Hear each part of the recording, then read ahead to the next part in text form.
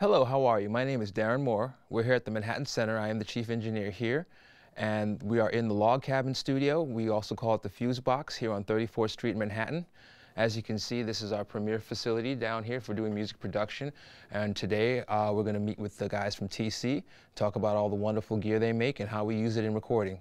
We have here a nice 72-channel VR made by Neve. It's great console, beautiful EQs, wonderful preamps that we use all the time. Actually, I rarely have the need to go to an outboard preamp because this guy does all the work for me.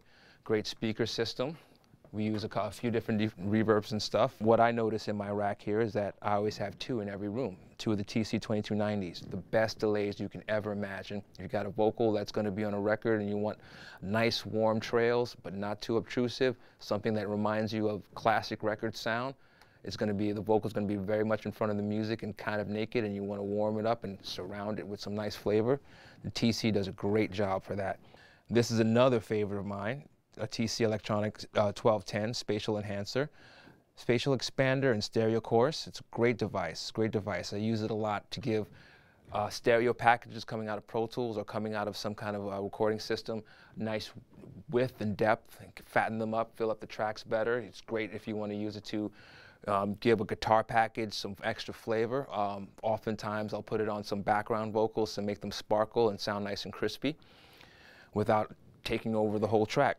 I just happen to be working on something that's a project that's kind of in-house and kind of hush-hush. We're kind of developing it for possibly a submission for a movie that's coming out soon. I'll play you some of the basic tracks and show you a little bit of what I do. So here we go.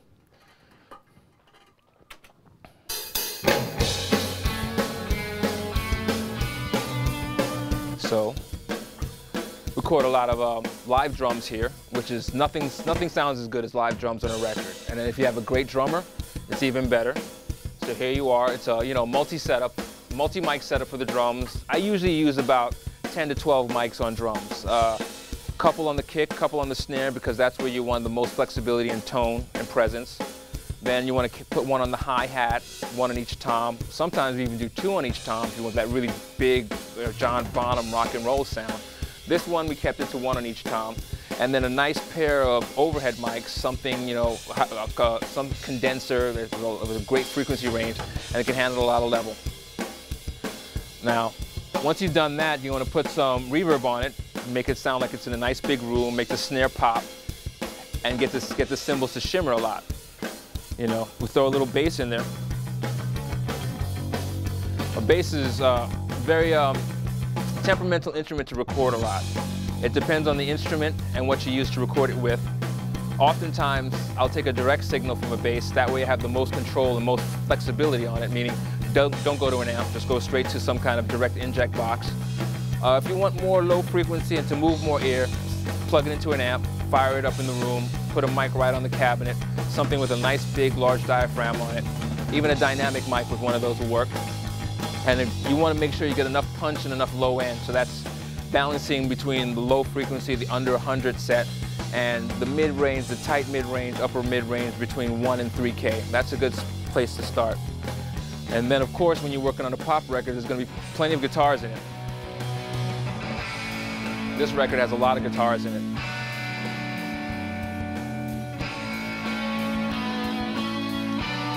And guitars are best if you go to an amp, to an actual amp. Even if you use some kind of effects pedal or some kind of device, it's good to have an amp just to get that sound. Most guitar players are used to playing to an amp, so they're used to the way it's supposed to sound coming out of an amp. And most big records where you have a lot of guitars, you need the sound of that amp to move the air and actually give you a real feeling, you know?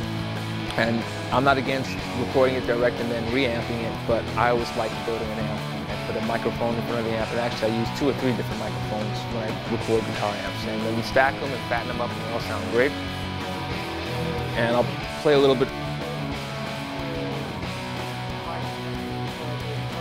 I like to use ambient mics when I'm recording guitar. It's a decision-making process. If it's going to be a record that's going to be more radio-friendly and pop sounding, I won't use a lot of an ambience mic. I'll get that from reverb or some kind of delay effects and everything else. It just helps the guitar sit up front more. And we have a lot of keyboards in a record, which a lot of modern pop records have.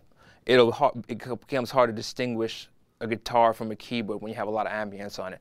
But for a vintage sound, if you want to get something, or especially for a guitar solo, it's very good to put a nice big microphone 6 to 10 feet away from it in a room with a lot of reverb, and that way you can adjust how much of that actual room tone is mixed in, that ambience tone is mixed in with the guitar sound.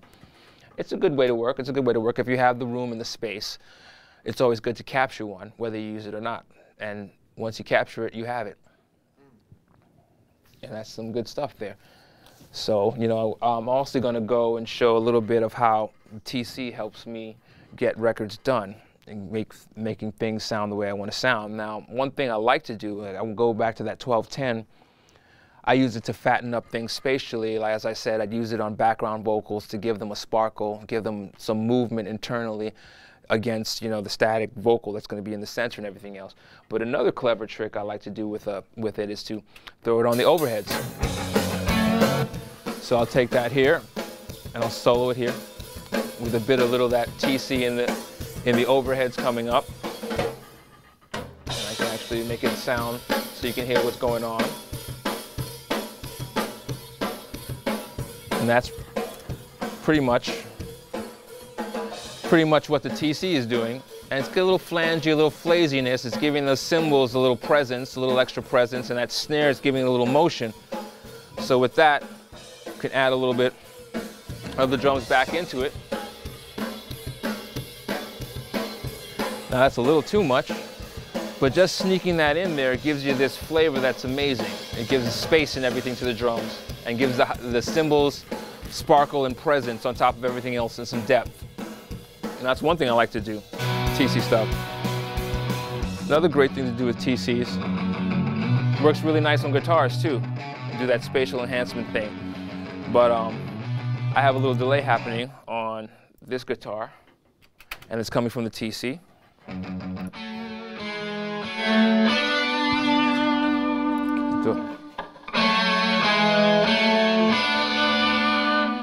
And the one thing I like about the TC is the TC 2290 is not only do you get a delay, you can also get a bit of chorusing or flanging going on as well. You can set the amount. So let me just play what the TC is doing.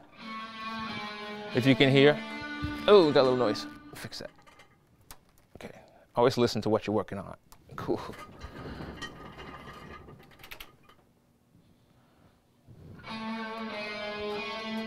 And it has a bit of chorusing thing going on. And that's cool because even though it's throwing a delay, just a hair, a bit of a delay, the chorusing is what I'm really looking for. That's giving it some space and some width to the actual sound of the record.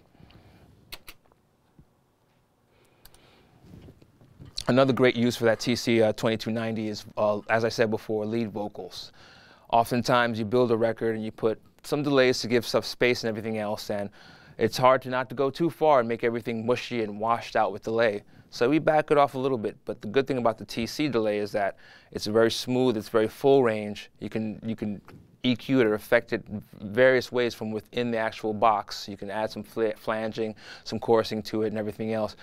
But the delay itself is going to be real smooth, and if you have a record where you have a vocalist singing and it needs to be intimate and passionate at the same time, and you want to put that delay up into it, and the music is very small behind it, and you don't want that delay to take over the whole song, but you want it to support the singer, the TC is the first go-to delay for that. It's great if it's going to be heard, if it's going to be tucked in everything else to blend with everything else. It has a magical element that it does, because I guess the sound quality of it is so smooth and full range, and a lot of the digital delays can give you a grainy sound or like a real too clean delay return that's just competing with the vocal itself. The TC give you all of that if you want, back it off if you're not, but it's easy to dial in a nice smooth delay that's present and full and supporting a lead vocal without taking too much of it over. So these are the few things that I like to do, and another thing I like to do is listen.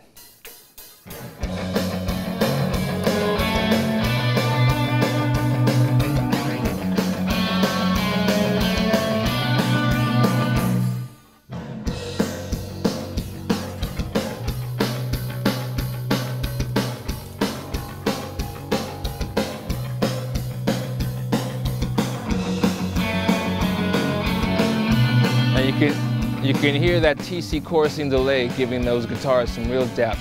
And since that's like, kind of like a lead part of the guitar, it focuses the song, focuses your mind and attention on that sound.